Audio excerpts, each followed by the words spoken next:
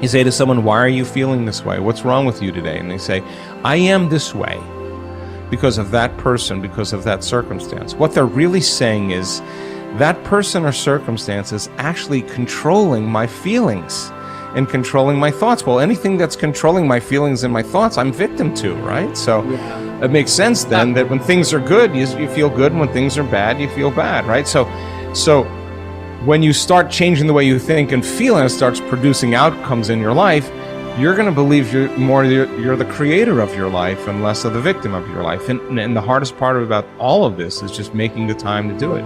If you're not even peaceful, there is nothing in your life that you can do in a worthwhile way. To be peaceful essentially means this, that you're not messing your mind. To be peaceful means that your system is at ease. You know how to conduct your mind, you know how to conduct your emotions, your body and your energies. You are peaceful. If you change the picture in your mind, you change the chemistry, you change the fate. So I'll give an example.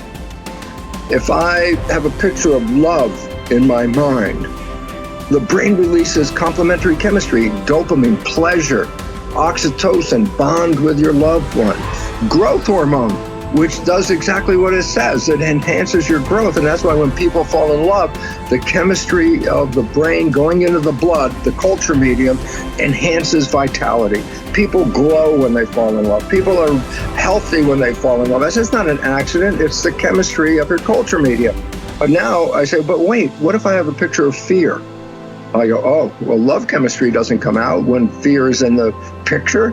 The brain releases stress hormones and factors that affect the immune system and growth of the system. And I go, oh my goodness. I say, why is it relevant? Changing my thought changes my chemistry. The chemistry adjusts my biology. So if I can control my thoughts, I can control the chemistry, and therefore I control the biology. So all possibilities already exist. You don't have to create the possibility. In fact, all you have to do is become aware that it exists. The moment you do that, you're changing the thought and you're producing a different frequency. Now, if the person is astute enough to feel the frequency of the thought in the quantum and not wait for the experience to happen, but the thought of abundance would produce the feeling of abundance. Tell guilt, shame, the past, I've changed my mind. I'm not living condemned. Listening to the accusing voices, I'm forgiven, I'm redeemed, restored, my future is bright. Tell lack, struggle, not having enough, I've changed my mind. That is not my destiny. I will lend and not borrow. What I touch will prosper and succeed. Abundance, overflow, increase is coming my way. Train your mind. Train your mind not to focus on the problem and make it bigger, but focus on the solution to solve it. Stay positive, stay focused, and most importantly, stay strong. The way we've been using our thoughts are not necessarily productive. As a matter of fact, sometimes our investments of our thoughts are actually counterproductive because our thoughts create a reality that we then have to overcome. So basically it says that we must start to become aware of our thoughts. And why is this important? Because thoughts represent units of energy. Every time you have a thought, you use energy. Why this becomes relevant is, if I give you a checkbook for your bank account, you don't go down the street and just write checks to people like, oh, hey, you're a nice looking guy, here's $10 for you, and oh, here, little girl, go out and buy yourself a little car, here's $1,000 for you. And you don't give away your money. Why? Because giving away your money is giving away your life. So basically, you become very frugal when you have a checkbook in your hand. Now what I'm trying to tell you is this. You have an energy budget in your body. The energy is what keeps you alive. When you start using energy and writing checks where you get no return from your energy, then it's exactly the same as writing checks out of your bank checkbook and giving away your cash. So why this becomes important is the biology of belief reveals how our thoughts create our reality. And if you start investing in thoughts that are counterproductive, thoughts like fear, or what am I going to do, and how am I going to escape this problem, or how's this going to go wrong, and all these other kinds of thoughts that are negative kinds of thoughts, then realize this. You are actually not just using your energy for having these thoughts, But these thoughts are also what come into your reality. What you focus on with your thoughts, your brain will manifest as reality. James from Harvard said, believe and your belief will create the fact. All things are possible if you believe. Well, you know, I studied for a long time. I started to study this book, Think and Grow Rich. And he talks about belief in here. He says, you're not ready for what you want until you believe you can get it. I found that the only two sources of reference we could go to find out anything about ourselves is science and religion. They all say you've got to believe. So I got figured out, how do you believe? How do you change a belief? Interesting subject, because I'm going to tell you something. Your results are nothing but the manifestation of your belief system.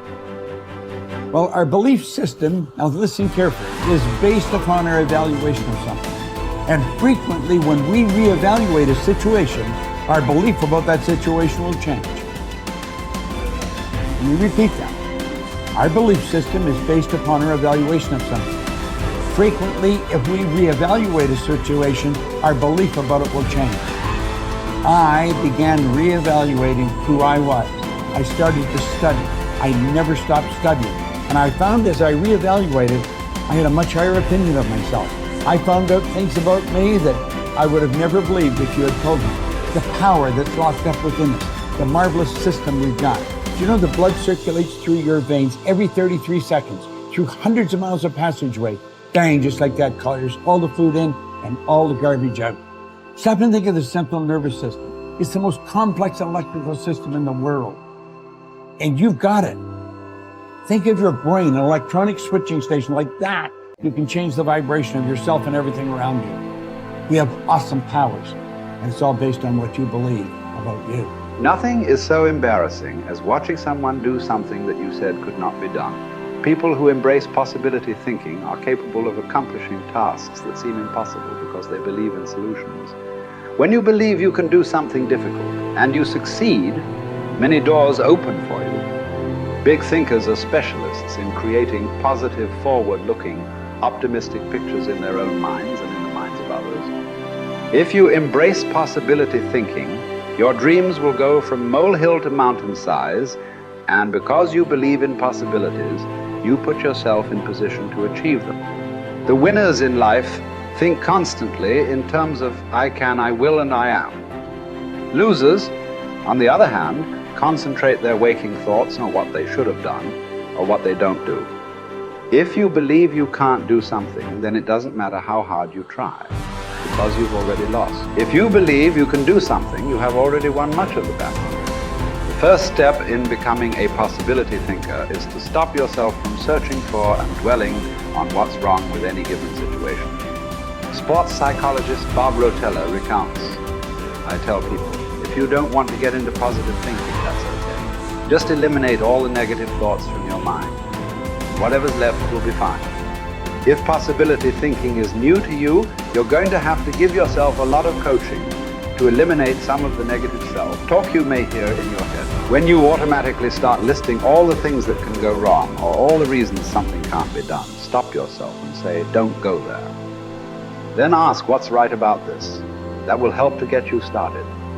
And if negativity is a really big problem for you and pessimistic things come out of your mouth before you've even thought them through, you may need to enlist the aid of a friend or family member to alert you every time you utter negative ideas. One of the best ways to cultivate a possibility mindset is to prompt yourself to dream one size bigger than you normally do. Let's face it, most people dream too small.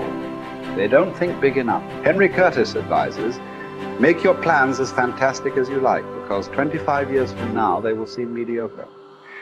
Make your plans 10 times as great as you first planned, and 25 years from now you will wonder why you did not make them 50 times as great.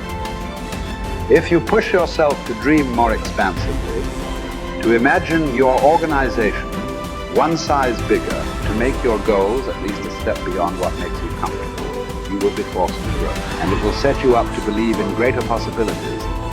Most people want their lives to keep improving, yet they value peace and stability at the same time. People often forget that you can't improve and still stay the same. Growth means change. Change requires challenging the status quo.